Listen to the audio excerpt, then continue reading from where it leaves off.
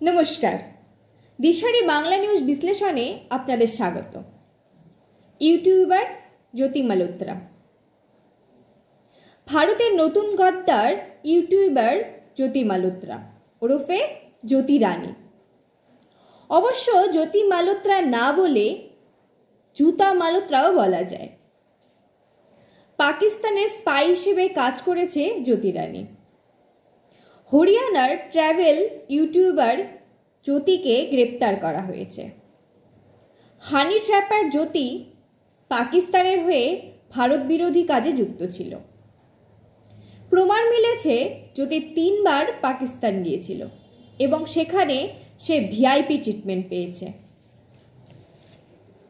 জ্যোতির বাবা হরিশ মালহোত্রা জানিয়েছেন তার মেয়েকে ট্র্যাপে ফেলা হয়েছে। সে যাই হোক, জ্যোতি রানী তথা জুতা রানী এখন কাস্টাডিতে। জ্যোতির কিছু গ্যাং ওয়ার্কার্সরাও পুলিশের হেফাজতে। পাকিস্তান প্রেমী জ্যোতি রানী বিলাসবহুল জীবনযাপনের শখ ছিল। প্রশ্ন জাগে, সাধারণ একজন ইউটিউবার হয়ে এত টাকা সে পেল কি করে? দেশ বিদেশে ভ্রমণের চক্করে জ্যোতি রানী পড়ে গেল আইএসআইয়ের ফক্করে। মেয়েটির লোভে পাপ, পাপে বিনাশ হলো। সাধারণ থেকে অসাধারণ হওয়ার লোভে জ্যোতির জীবনে নেমে এলো বিপদ।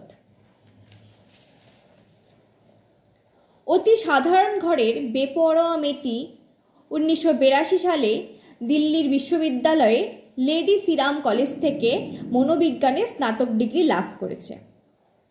তারপর সে বেকার। এরপর ছোট্ট একটি কাজে সে যুক্ত হয়। তারপর পাকিস্তানি বন্ধু দানেশের ঘনিষ্ঠ হওয়া, সেই থেকে আইএসআই জঙ্গিদের সাথে যোগাযোগ। যাই হোক, এই পাকিস্তানি প্রাণভোমরা দানেশ আলীর হাত ধরে অন্ধকার জগতে প্রবেশ করে সে।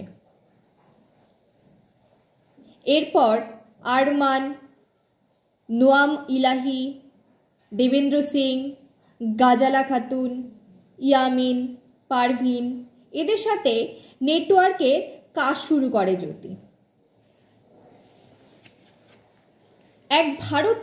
এক ভারতীয় নারীর চেহারায় এ কোন পিশাচিনী রূপ?